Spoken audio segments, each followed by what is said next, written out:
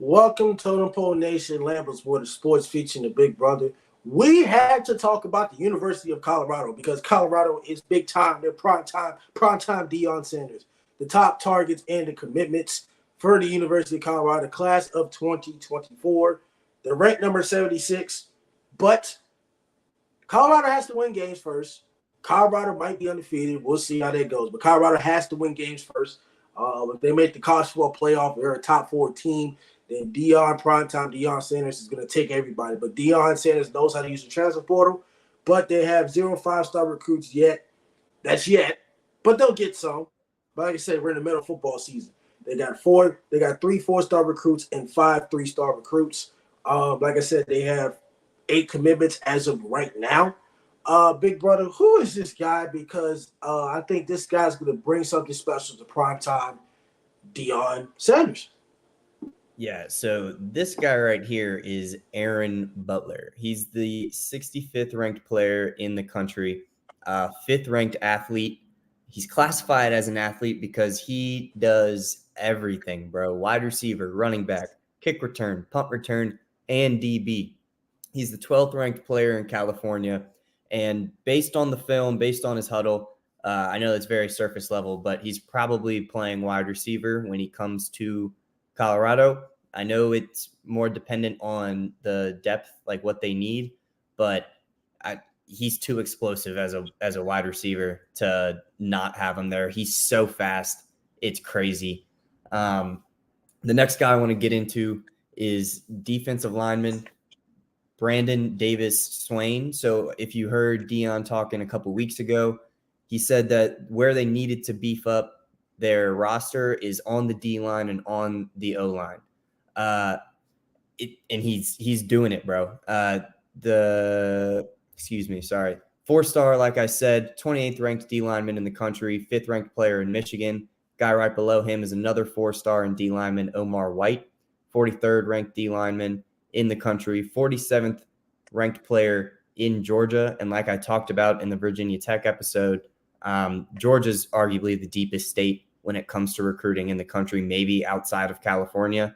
But even then, it's so deep. It's ridiculous. You've got another borderline 4-star guy by the end of the year. I wouldn't be surprised if he was a 4-star from Georgia, Eric Brantley. He's the 62nd ranked D lineman in the country, 72nd ranked player from Georgia.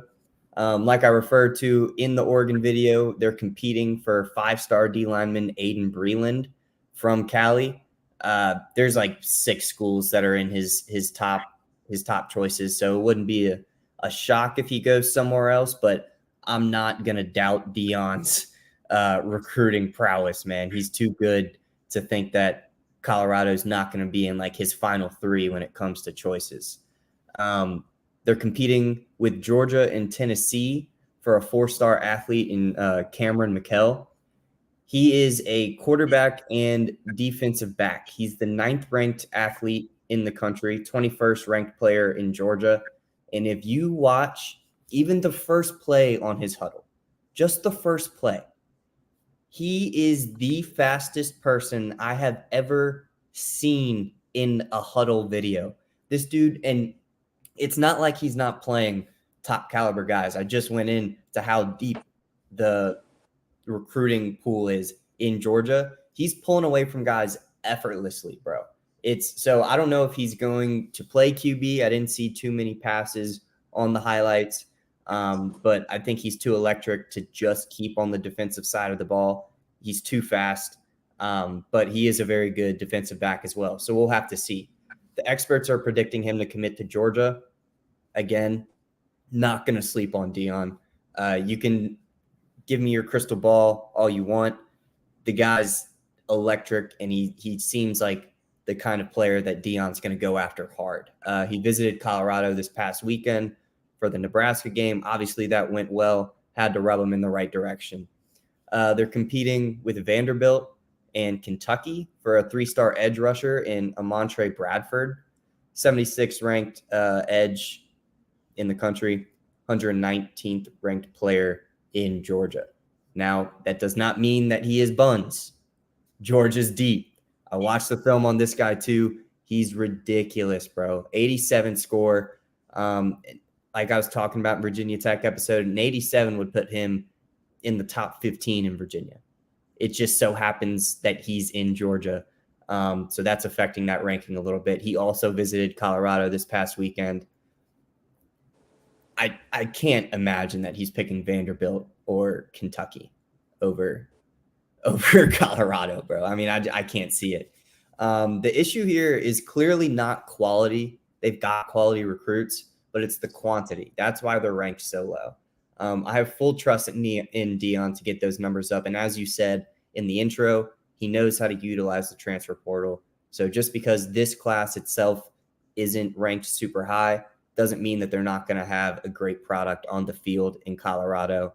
Obviously, like you said, all the top sports and even 60 Minutes, like what the heck? They're all going to Boulder to a rivalry game where they're definitely going to smack their opponent like we talked about yesterday. So it's not out of, the realm of possibility that he gets this into like a top 50 class. It's just a little late to assume that he's going to get it much, much higher than that. Nothing against him or his status as a recruiter or anything. It's just pretty late in the cycle to make that big of a jump unless he can flip a bunch of guys. I expect him to take control of top level recruits from Colorado in the future, but he has no top 20 players in the class of 2024 from Colorado. Maybe he can flip some, but that's going to have to change in the future. Colorado is not the deepest state talent-wise, but, it's just like I said in the Oregon video. If the foundation of your recruiting normally is you start from within, you start within your state, and then you expand out. Now, his top recruits are from the East Coast, from California. He's got guys from all over. So, I trust Deion with all of my heart that he's going to bring top-level guys to Colorado, just like he was doing at Jackson State, just like he did this year through the transfer portal.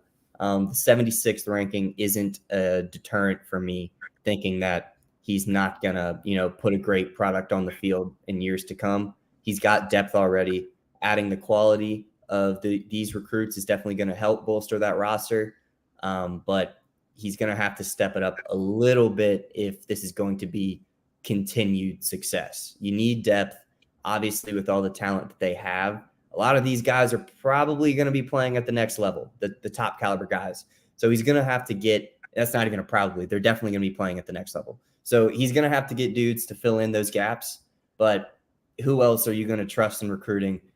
It's Nick Saban and it's Deion Sanders. Obviously, Nick Saban's got the track record. Deion's got the whole Deion effect. He brought 5 players over from Florida State as soon as he got the job at Colorado. So he knows how to work the transfer portal. He knows how to talk to kids. He knows how to talk to parents. He knows what he wants, and he's pretty good at putting a great product on the field. Full faith in Deion to get this recruiting trail turned around, going in the right direction. Primetime Deion Sanders that Colorado will make history at some point in time, but all it takes is patience. They're coming. You have to believe in Colorado, and trust me, Colorado, by the time next year hits, starting in November, December, because, November, December, and January are very, very tight as far as recruiting-wise, and all the high schools, guys committed, whatnot. Don't be surprised they're in the top 10. Now, I'm not going to say they're number 1 just yet because of the Nick Saban track record. You got Georgia up there as well. You got Ohio State. Miami is up there for recruiting. Oh, you know what's surprising? Florida's up there. Florida sucks. But Florida is Florida and Miami is Miami. So don't be surprised if Colorado fits in the top 10 of recruiting in the next 2 months once they win games. But this is it for the recruiting cycle. This is Lambo's World of Sports featuring Big Brother. Went through 5 episodes of 5 teams in the recruitment. Next week, we'll go through another 4 or 5. But tomorrow's episode, we will recap week 2 of the NFL. We'll recap the primetime games, and then we'll recap the rest of the games because, like I said, it's early in NFL season. There's only 3 games that are primetime that you must want to watch. One of them was the Jets and the Cowboys, but they're not primetime because you have Zach Wilson. Cowboys bring in money. I get the prime time, but when you Zach Wilson against Dak Prescott, that's not really prime time television. But it's a must. It's still a watch game. But we'll go over that tomorrow. Tune us back in at 7:00 tomorrow for all the recaps of the NFL. So Totem Pole Nation, Lambo's World of Sports. This recruiting thing's gonna go well. We'll do it every Wednesday, but we will catch you later on. Peace. Thank you, Sideline Sports Network.